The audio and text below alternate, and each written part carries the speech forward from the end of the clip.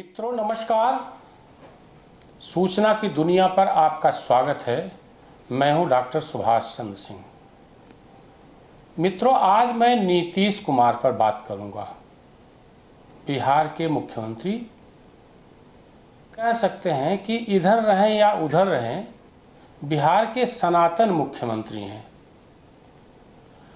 बिहार के मुख्यमंत्री की कुर्सी ऐसी है कि वह इन्हीं से सुशोभित होती है। राजनीति में इनको महाधूर्त कहते हैं, पलटूराम कहते हैं। लालू यादव ने ये नाम रखा था और ये कहा था कि इनके पेट में दांत हैं। तमाम तरह के विशेषणों से, कुविशेषणों से नवाजे जा चुके हैं, लेकिन शर्म मगर इनको आती नहीं। कुर्सी चाहिए केवल। इधर नरेंद्र मोदी की प्रशंसा में गिरे जा रहे हैं। ऐसी प्रशंसा तो मुझे लगता है उन्होंने अटल बिहारी वाजपेयी की भी नहीं की होगी, जो काफ़ी उदार थे और उनसे काफ़ी रियायतें ले सकते थे और लेते थे। अब अटल जी नहीं हैं। नरेंद्र मोदी मुस्तकिल 10 साल से लगातार प्रधानमंत्री हैं और 10 जून को उन्होंने तीसरी बार प्रधानमंत्री की शपथ ली। और मुख्यमंत्री नीतीश कुमार ऐसी प्रशंसा की कर रहे हैं, ऐसे कसीदे काढ़ रहे हैं जैसे नरेंद्र मोदी से इनका जन्म जन्म का नाता हो। मैंने कहा, इनको पलटूराम कहते हैं, धूर्त कहते हैं, कुर्सी प्रेमी कहते हैं और इनके पेट में दांत है। लेकिन 2-3 विशेषताएं इनकी हैं। इससे पहले कि मैं इनकी जीवन यात्रा और इनकी पलटने की शैली का जिक्र करूं, 3 विशेषताओं का जिक्र मैं करूंगा पॉजिटिवली। एक तो ये व्यक्ति बहुत ईमानदार है और यह मोदी को पसंद है। दूसरा, यह व्यक्ति परिवारवाद से दूर दूर का इसका नाता नहीं है। तीसरा, इस व्यक्ति के पास जो भी वोट है 12%, 15%, अपना वोट ट्रांसफ़र कराने की इसमें कुव्वत है। बाकी इसमें ऐसी कोई विशेषता नहीं दिखती है जिसके कारण यह लगातार कुछ समय को छोड़कर के 25 साल से सत्ता में है, 25 साल से, और 18 साल से मुख्यमंत्री है। 9 बार राजनीतिक जीवन में पलट चुका है, 1990 के दशक से लेकर के 2024 तक। अब मैं जीवन यात्रा पर बात करता हूं। जयप्रकाश नारायण की संपूर्ण क्रांति आंदोलन की उपज है लालू यादव, नीतीश कुमार और सुशील मोदी। सुशील मोदी अब इस दुनिया में नहीं है, कैंसर से उनकी मौत हो गई। लालू यादव भ्रष्टाचार के आरोप में जेल जा चुके हैं। अब वो राजनीतिक रूप से एक प्रकार से उनका कोई वजूद नहीं। अब उनका स्थान तेजस्वी यादव, उनके पुत्र ने ले लिया है। और तीसरे नीतीश कुमार हैं। जॉर्ज फर्नांडिस भी उस आंदोलन के जो अगुआ थे, वो भी अब इस दुनिया में नहीं है।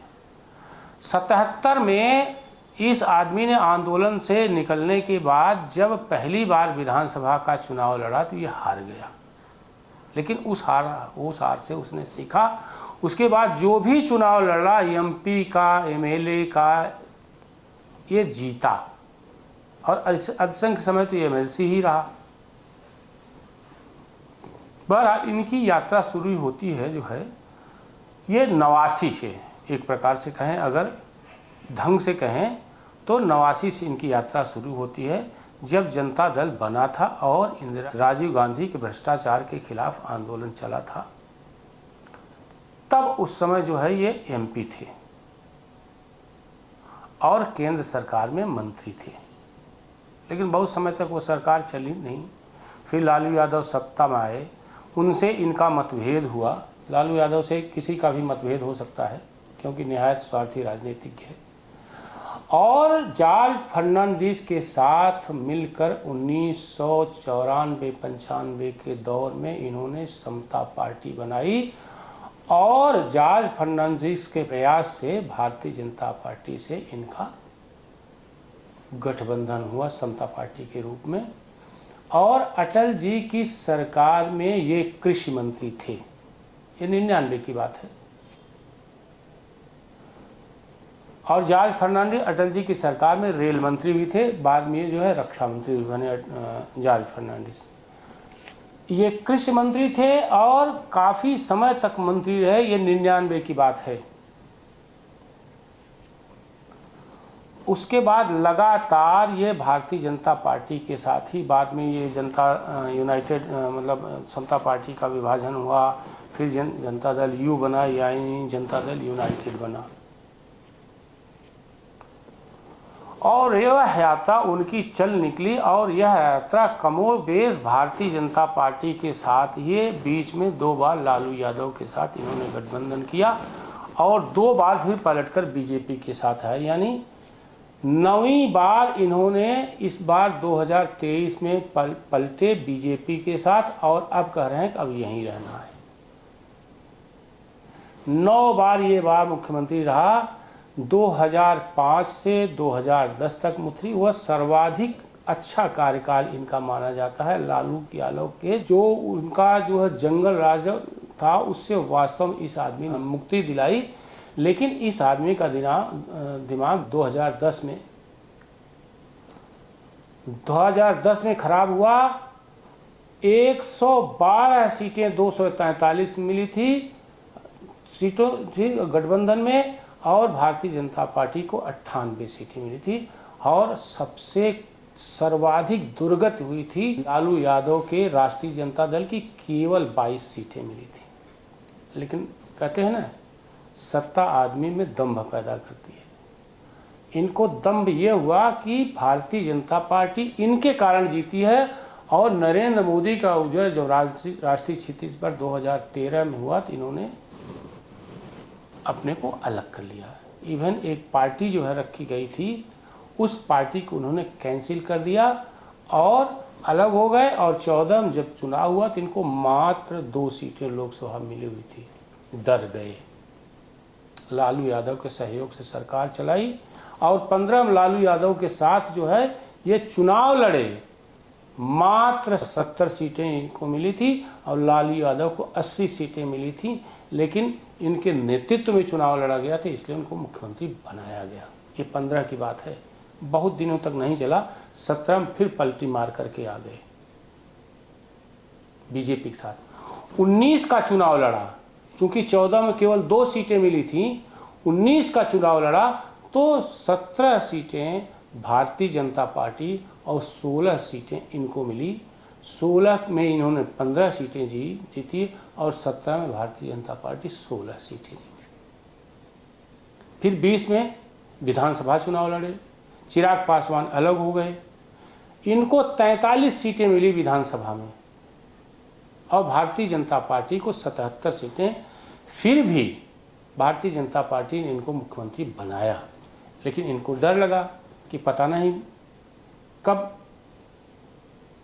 ये जो है समर्थन खींच ले। और जब भाजपा से अलग हुए थे तो उन्होंने कहा कि मैं मर जाऊंगा, मिट जाऊंगा, मतलब मैं मिट्टी में मिल जाऊंगा, कभी भारतीय जनता पार्टी से हाथ नहीं मिलाऊंगा। हम रहे या मिट्टी में मिल जाए, रहे या मिट्टी में मिल जाए, आप लोगों के साथ अब कोई समझौता भविष्य में नहीं होगा। असंभव, अब ये संभव ही नहीं है, नामुमकिन। अब वो चैप्टर खत्म हो चुका। क्यों? लेकिन इस व्यक्ति का है क्या, इसके ज़मीर के बारे में क्या कह सकते हैं। फिर मिला, उस समय ये भी कहा था कि संघ मुक्त भारत बनाऊंगा, माने आरएसएस मुक्त भारत, लेकिन फिर लौटा। 20 का चुनाव साथ में लड़ा, 43 सीटें 77 सीटें 43 सीटें इसको मिली और 77 सीटें बीजेपी को, मुख्यमंत्री मिला। फिर ये लौट गया लालू यादव के साथ और उस समय इंडी गठबंधन के शिल्पकार के रूप में आया। इसको लगा कि इंडी गठबंधन जो बनेगा उसका जो है ये संयोजक होगा, प्रधानमंत्री का उम्मीदवार होगा। लेकिन लालू यादव ने ही इसका काम लगा दिया, जैसा ये खुद कहता है। फिर लौटा और उस समय अमित शाह ने भी कहा था कि इस व्यक्ति के लिए अब भाजपा के दरवाजे बंद हैं, लेकिन राजनीति तो संभावनाओं का खेल है। फिर लौटा, फिर मुख्यमंत्री बना उसी 43 सीट के साथ अभी भी। और जब लोकसभा चुनाव हुआ 2024 का तो फिर इसको 16 सीटें मिली। 16 में 12 सीटें जीता भारतीय जनता पार्टी को। साखहीन नीतीश कुमार के साथ लड़ने के कारण 17 में 12 सीटें मिली। इंडी गठबंधन को कुल मिलाकर के 30 सीटें मिली, 9 सीटों का नुकसान हुआ। अब ये बम है कि भारतीय जनता पार्टी के फिर बराबर आ गया 12-12 सीटें। यानी इसकी चालाकी बस यहीं देखिए। अब विधानसभा चुनाव में यह फिर बराबरी के साथ भारतीय जनता पार्टी के साथ लड़ेगा, बराबरी का हिस्सा लेकर के। यानी 100 सीटें इसकी है जो 2020 में था। अभी अगले साल चुनाव होना है 25 में। फिर अब इस बार इसको 12 सीटें मिली, एनडीए को 293 में। इसकी 12 सीटें का बड़ा महत्व है कि बीजेपी के साथ, क्योंकि 240 सीटें ही हैं। अब ये बम है कि अब नरेंद्र मोदी इसको धोखा नहीं दे सकते हैं। हालांकि नरेंद्र मोदी ने कभी इसको धोखा नहीं दिया है, लेकिन इसको ये लगता है कि अब इसकी कुर्सी सलामत है, क्योंकि नरेंद्र मोदी को इसकी ज़रूरत है। अब कितनी ज़रूरत है ये सबको मालूम है, हमको भी मालूम है, आपको भी मालूम है, लेकिन इसको भी ज़रूरत है। अब जो व्यक्ति ये कह रहा था कि मैं मर जाऊंगा, मिट जाऊंगा, मिट्टी में मिट जाऊंगा, संघमुख भारत, वही कह रहा है कि एनडीए की बैठक में कह रहा है कि आपने 10 वर्षों तक देश की सेवा की है, आप जो करेंगे सबका हमको समर्थन है। आपकी सेवा के कारण अगली बार जब चुनाव होगा, जो इधर उधर लोग जीत कर आया है, सबका सफाया हो जाएगा। हैं और फिर प्रधानमंत्री होने जा रहे हैं और इन्होंने पूरे देश की सेवा की।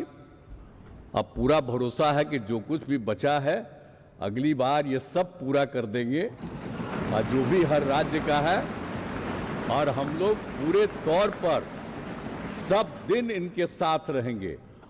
यही इसकी खुशी का राज है कि अब ये भारतीय जनता पार्टी एनडीए के लिए अनिवार्य हो गया है। एक दूसरा 43 सीटें इस बार अगर ये इनके साथ है, 100 सीटों के साथ ये कम से कम लड़ेगा और इसकी सीटों की संख्या बढ़ भी सकती है। यानी 25 में इसकी कुर्सी सलामत है। फिर 10वीं बार मुख्यमंत्री के लिए इसने जो है सियासत पर की चौसर पर जो है ये खेल गया है।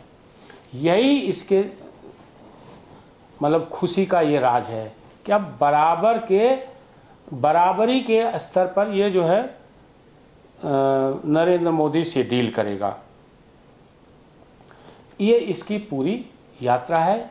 इसलिए हालांकि इस पर बहुत विश्वास नहीं कर सकते हैं इस दूत पर, लेकिन विश्वास करने के सिवा और चारा क्या है इसके साथ। इसलिए यह संबंध नरेंद्र मोदी के साथ इसका लंबा चल सकता है और इसका संकेत ये दे चुका है। बार बार प्रयोग के बाद जो है घटी दर पर यह आया था, अब इसकी दर बढ़ गई है। फिलहाल आज के इस एपिसोड में इतना है। आप सभी लोगों से अनुरोध है कि जो लोग भी सूचना की दुनिया को देख रहे हैं, इस लाइक करें, सब्सक्राइब करें, बेल आइकन दबाएं, कमेंट करें और शेयर करना न भूलें।